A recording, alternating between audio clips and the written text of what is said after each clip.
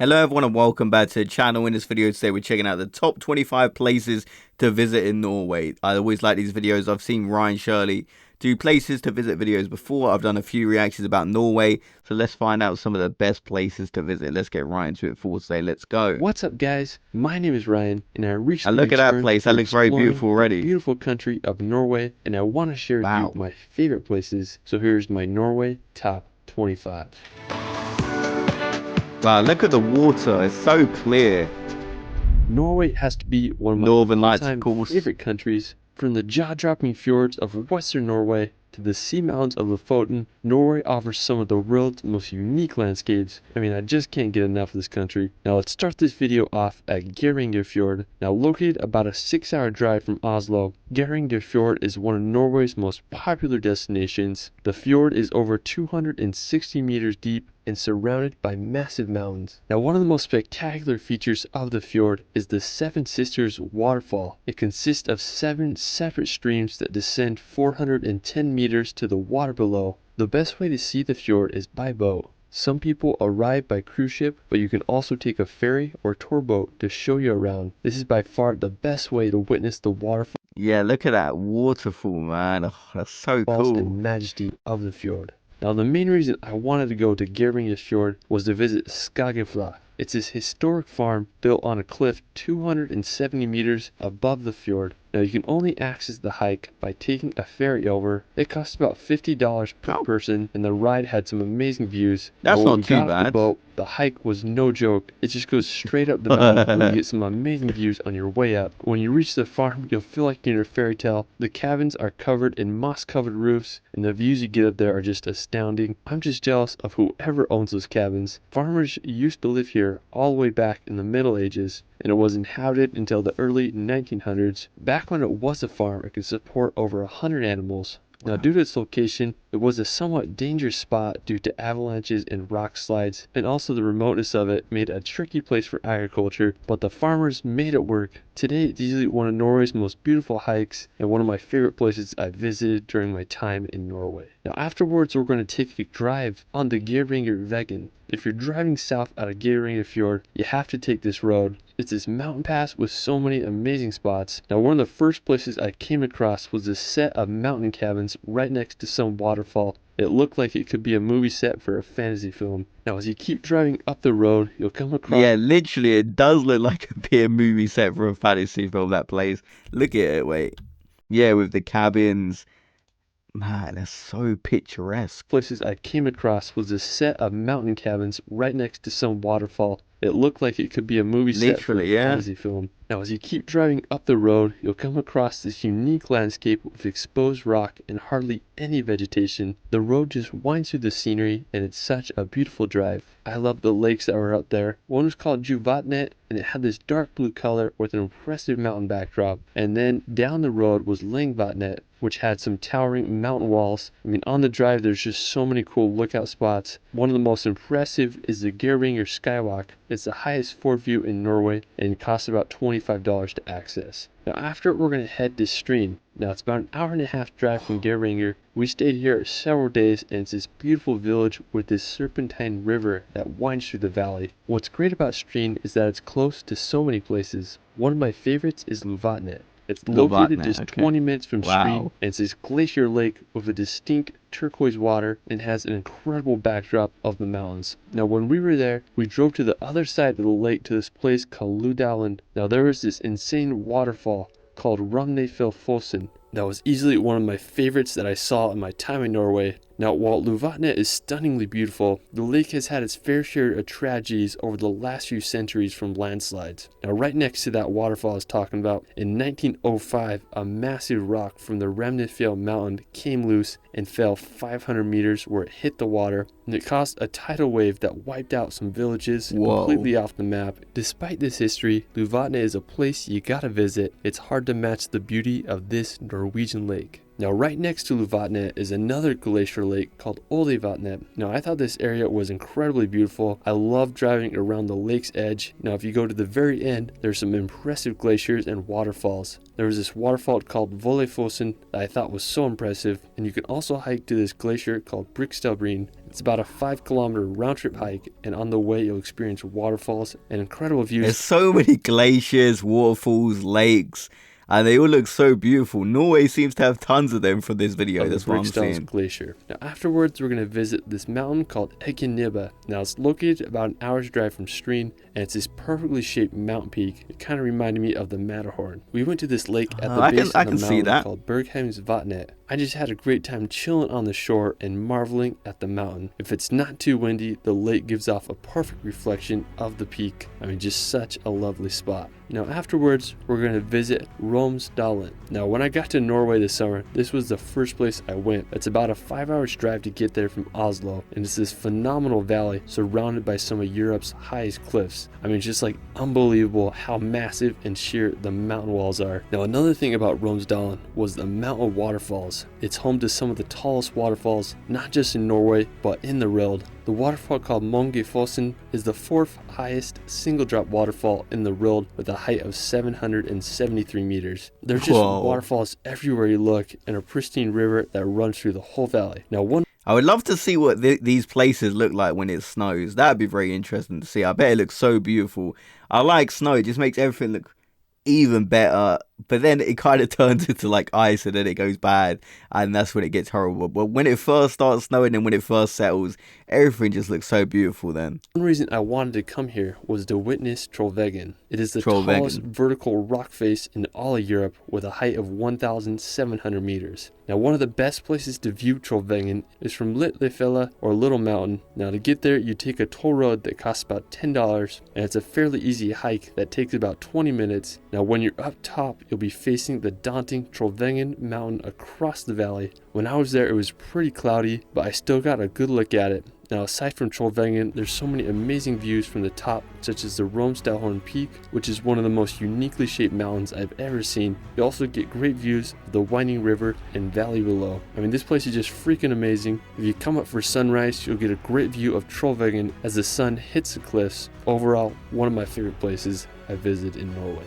While we're still on the topic of trolls, and also, like, do you need a tour guide to go to these places? Because I would be a bit worried about getting lost, getting stuck up there if I went hiking in these mountains. I think a tour guide is probably the best option for me. But let me know if people just climb up there. I imagine people do climb up there, but I think tour guide might be the best option for me. Go take a drive on the Troll's Path or Trollstigen. Now it's located just 20 minutes from Trollveggen. This is possibly the most famous road in all of Norway. It has 11 hairpin turns as it scales up the mountain with a 10% incline. It was first opened in 1936 after taking 8 years to build. I thought driving on it would be a little sketchy, but it wasn't too bad except when you're passing a bus or two. Now one thing I love about Trollstigen is its waterfalls. There are 2 of them. My favorites was Stigfossen. It's 320 meters high and it has this arch bridge that passes over it. Now on top of Trollstigen, there's this really cool visitor center and a lookout point. It's just like a short 5-minute walk, and you'll be able to get panoramic views of the road and all its turns. It was really Does it have a telescope there? But that just added to the magic of the location. Norway sure knows how to make good roads. Now another one of Norway's most famous drives is the Atlantic Ocean Road. Now the 8.3 kilometer road runs over an archipelago of islands. The Atlantic Ocean Road was completed in 1989. It's made up of 8 bridges and 4 resting places and viewpoints. The route is an impressive feat in engineering, and it won the Norwegian Construction of the Century Award. So if you decide to do a Norway road trip, you have to take a drive on this scenic road. Afterwards, we're going to head down to southern Norway to Lisibotn to drive down another Norwegian road. Now Lisibotn is this small village that's about a 3-hour drive from Stavanger. Now what I think is so scenic about Lisibotn is the road that leads down to it. Now when I first saw pictures of it, I just couldn't believe it. It consists of 27 hairpin turns that descend down the fjord to the village below. When you're at the bottom, you'll be amazed by the surrounding walls of the fjord. Now after, we're going to head over to the nearby Pulpit Rock. Located in the same fjord as Lisibotn, Pulpit Rock is a famous flat-top cliff with a straight drop of over 600 meters. To get there, you can park in the base camp and make a 6-kilometer hike. The rock can get super packed, so if you want to avoid the crowds, wake up early and get to the rock to enjoy the sunrise. Now after, we're going to do another hike to the iconic Trollstigen. Now located about a 6 hours drive from Oslo. A lot of things seems to have troll in it. You got Trollveggen, and then you had Troll Path, and now we're on Trollstigen. A lot of the names seems to have troll in them. Trollstigen is possibly the most famous rock formation in Norway, as it shoots out over 2,000 feet from the lake below. Trollstigen is definitely one of the hardest hikes you'll ever do. It's a 28-kilometer round-trip trek that takes anywhere from 8 to 12 hours to do. While it is extremely strenuous, I need to get a workout in before that. Trollstigen. Afterwards, we're going to visit some of Norway's most beautiful cities, starting with Bergen. Located on Norway's southwest coast, surrounded by fjords, Bergen is one of Norway's most charming cities. Bergen was founded back in 1070 thanks to its maritime trade domination. Bergen was the largest city in Norway until the 1830s. Today, it's famous for its colorful wooden houses on the old wharf. You can hike the Fløyen mountain to get some amazing panoramic views of the city. After Bergen, we're going to visit Ålesund. Now located about a 7-hour drive from Bergen, Ålesund is one of Norway's most prominent fishing towns, built on a uniquely shaped archipelago. Similar to Bergen, it's home to beautifully colored buildings perched right against the ocean. Now to get one of the best views of the city, you can go up to the Byrampen viewpoint or Mount Askell lookout. I need to go here and see the northern lights. Panoramic views of the fjord and archipelago. If you go to Ålesund during the winter months, you might be lucky and witness the stunning aurora borealis as it dances across the Norwegian sky. I can't lie, it's actually my dream to see the northern lights. Like it's my dream, man. Oh, I need to see it one day. That's my dream, man. It really is. After, we're going to visit Norway's capital, Oslo. Located on Norway's southern coast, Oslo was founded at the end of the Viking Age during the 11th century. Today, Oslo is one of Europe's fastest growing cities. I love all the modern buildings and museums throughout the city. The Oslo Opera House is an impressive piece of architecture that resembles an iceberg. It was completed in 2007 and features slanted marble and granite that slide down to the water. After Oslo, we're going to head up to northern Norway to visit Tromsø. Now, when you look at Tromsø on a map, it's wild to see how high up it is. It's the northernmost city in the world with a population over 20,000 people. Tromsø and the area around it is one of the best places in the world to witness the northern lights. From Tromsø, there's a lot of cool places you can visit. You can go to the Lyngen Alps, which are about an hour and a half away, and hike to the crystal clear Lovatnet Lake. Now, one interesting place in northern Norway is Nordkapp, or the North Cape. It's the northernmost point in continental Europe and stands upon a 370-meter cliff that dives into the sea. Now, to get there, you could make the 9-hour drive from Tromsø, or you could also fly into Honningsvåg or the Alta airports. It's a journey to get there, but it sure is worth it. After, we're going to cross the Barents Sea to visit the world's northernmost inhabited area, Svalbard. Located right between the North Pole and Norway lies this Arctic archipelago. Now, the capital of Svalbard is this town called Longyearbyen, which has a population of 2,000 people. Now, what's cool about Svalbard is that it's a visa-free zone. Wow, that is really small. Like, my secondary school had like 1,200 people in it, so it's only just a little bit bigger than my secondary school. That's kind of crazy to think of how small that town is. So basically anyone can move and work there. They probably know each other. Like, you know, majority of people. Cold and polar bears. In some places, you're required to bring a gun to protect yourself from them. Ooh. So that's pretty wild. Now, after, we're going to head back to mainland Norway to visit the iconic Lofoten Islands. Now, Lofoten is located in northern Norway, and even though it is in the Arctic Circle, it feels like you're on a tropical island. I was lucky enough to go there a few summers ago and just had an incredible journey road tripping through the islands. Our first pit stop was at this little fishing village called Henningsvær. Henningsvær is home to the world's most scenic soccer field. When we got there, we didn't have a ball, but we had a good time playing on the field and enjoying the incredible views of Henningsvær. We kept driving and made it to the iconic town of Rhine. Now, when you think of Norway, this is it. It has those red houses surrounded by massive sea mountains. I'd have to say this is the most beautiful town in Lofoten. Now, when I was planning my road trip to Norway, I remember just seeing pictures of this place and I couldn't believe it existed. If you want to do an amazing hike, I recommend hiking to Kvalika Beach. It's about a 4-kilometer round trip trek, and I promise it's worth it. When you get to the beach, you're going to be amazed by the landscape It has mountains that remind me of Switzerland, an ocean that looks like the Caribbean, and it's green as a tropical island. It's got everything. I just can't believe places like this exist, especially in the Arctic Circle. Now afterwards, we're going to head to Saltstraumen to witness one of the world's largest whirlpools. Now located about a 3-hour ferry ride from the Lofoten Islands, Saltstraumen is a natural wonder with over 110 billion gallons of water passing through the strait every 6 hours, making it one of the strongest currents in the world. One of the coolest features of Saltstraumen is the whirlpools that the changing tides make. While they aren't whirlpools that you'd imagine from movies, these whirlpools can get over 33 feet in diameter with a depth of 16 feet when the current is at its strongest. You can take a boat ride. I thought it'd be quite dangerous to do a boat ride over that. Through the current, or can witness the whirlpools from the ridge above. For our final destination, we're going to visit the magical island of Senja. Senja is located above the Arctic Circle and is Norway's second largest island. The reason I wanted to go to Senja was I wanted to hike to the sea mountain called Segla. So I drove to this town called Fjordard